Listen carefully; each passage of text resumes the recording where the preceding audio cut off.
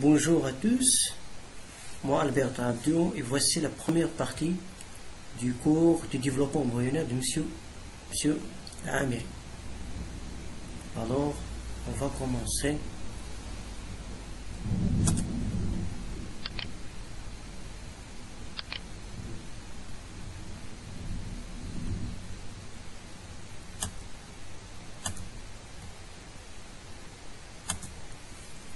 Ce qu'il faut retenir, ce sont les étapes de développement embryonnaire. Il sait qu'il existe ici trois étapes. Premièrement, la segmentation. Deuxième étape, c'est la gastrulation.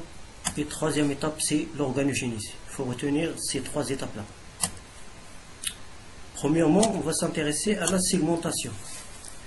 La segmentation, il se déroule après la fécondation, entre gamète mâle et gamète femelle, où on a la formation d'un œuf fécondé appelé un zygote. Le noyau de ce dernier va subir plusieurs divisions cellulaires sans augmenter de volume. On peut parler ici de divisions simples. Ce sont de simples mitoses. Ainsi, on aura la formation d'une masse cellulaire appelée morula, constituée d'un nombre très important de blastomères.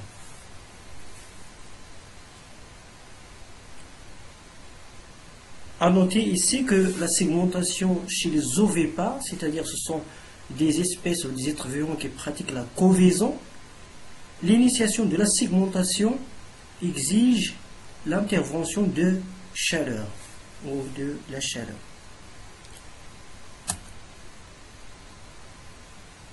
On note aussi que la vitesse de segmentation peut varier d'une espèce à l'autre selon la présence ou l'absence du vitulus et aussi sa concentration.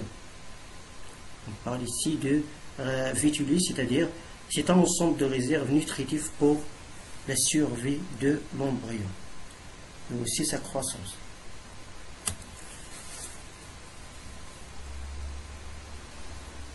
Et selon la présence ou l'absence du vitulus et sa répartition et aussi sa concentration, on distingue qu'il existe 5 types d'œufs. Premièrement, on a ici les œufs oligolycites. Se caractérisent par une concentration faible de vitulus, avec une répartition ou une dispersion égale. On parle ici d'une dispersion homogène. On trouve ce type d'œufs chez les échinodermes, exemple l'oursin de mer, qui se caractérise par une segmentation qui est égale. Le deuxième type d'œufs, c'est les œufs hétérolycites. Hétérolycites, c'est-à-dire ce terme désigne des œufs dont le vitulus est réparti de façon inégale. On parle ici d'une répartition qui est hétérogène. On trouve ce dernier chez les amphibiens, exemple le xénon. Ici, c'est-à-dire pour ces êtres vivants, la segmentation est inégale. Les œufs centrolycites. Les œufs centrolycites se caractérisent par la présence d'une quantité qui est moins importante de vitulus avec une répartition au centre. Ce type d'œuf se rencontre chez les insectes. Tylolycites se caractérisent par, c'est-à-dire ce sont des œufs qui se caractérisent par un volume considérable de vitulus, une concentration très importante de vitulus, et aussi ce sont des œufs de grande taille, rencontrés généralement chez les oiseaux. Exemple, la poule.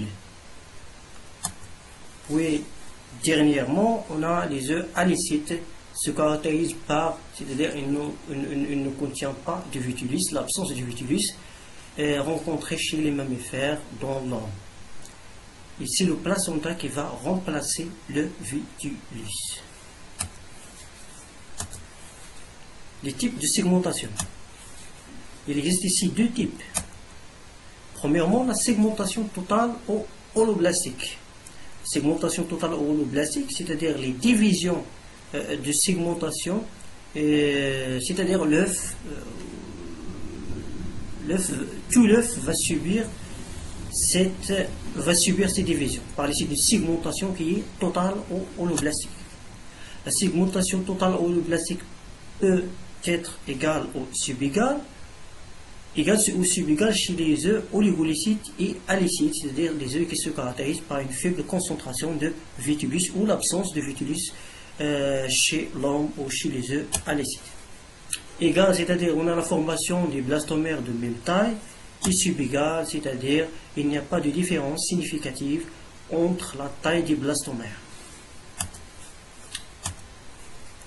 On parle aussi de la segmentation inégale chez l'œuf hétérolycite, par exemple chez les amphibiens, exemple l'oxémorphe. La segmentation inégale, c'est-à-dire les divisions de segmentation. Elle est liée à la concentration inégale du vitulus, c'est-à-dire le pôle animal va contenir, ou il contient une faible quantité de vitulus. On parle ici d'une répartition qui est graduée, une faible quantité de vitulus au niveau du pôle animal et une grande quantité de vitulus au niveau du pôle végétatif. Le deuxième type de segmentation, c'est la segmentation partielle ou méroblastique, c'est-à-dire les divisions de segmentation ne concernent pas la totalité de l'œuf,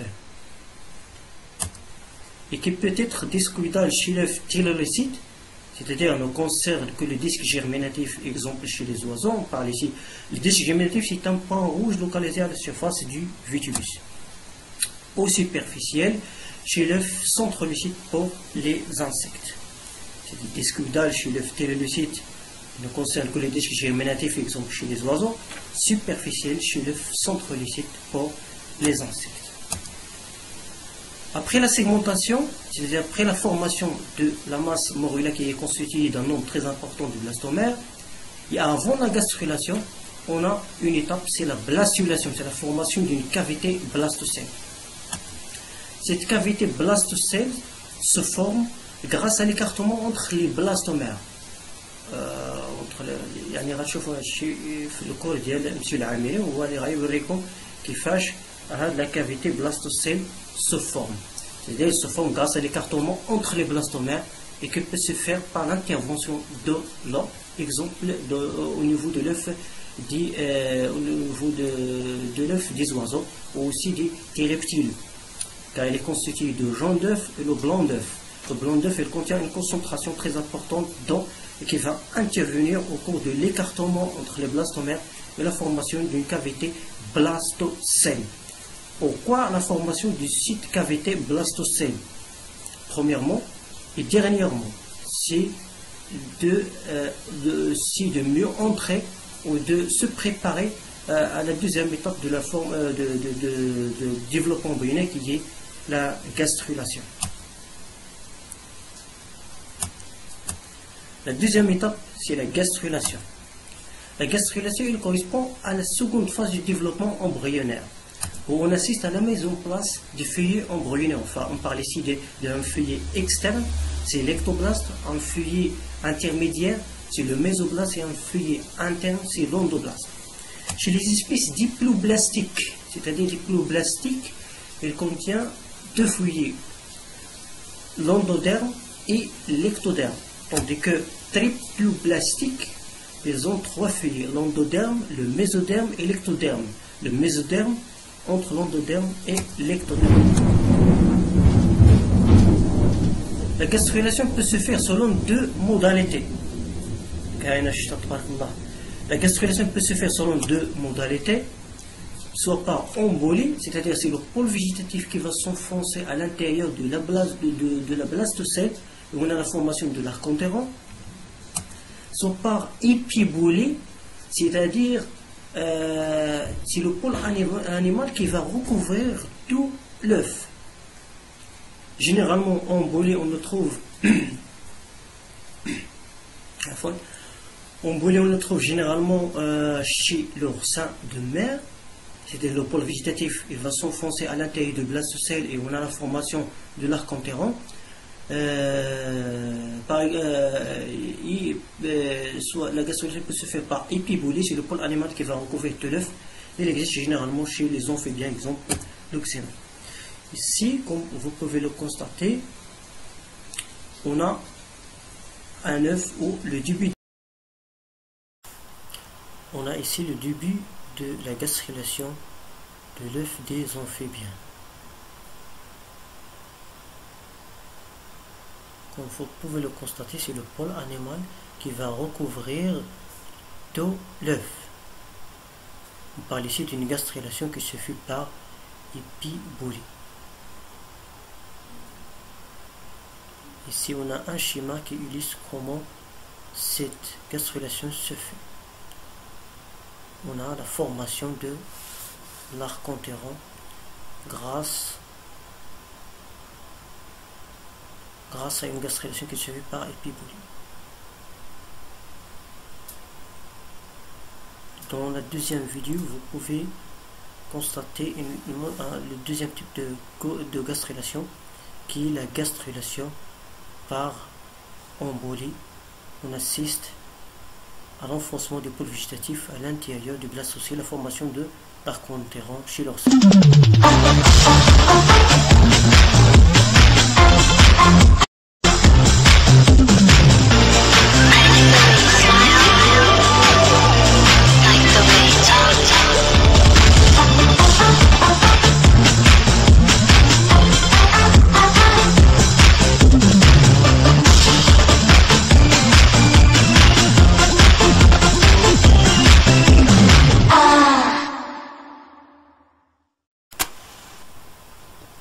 Et on a fini la première partie du développement embryonnaire. Cette partie était représentée par l'intermédiaire de WWF, Organisation mondiale pour protéger les femmes. WWF Suisse.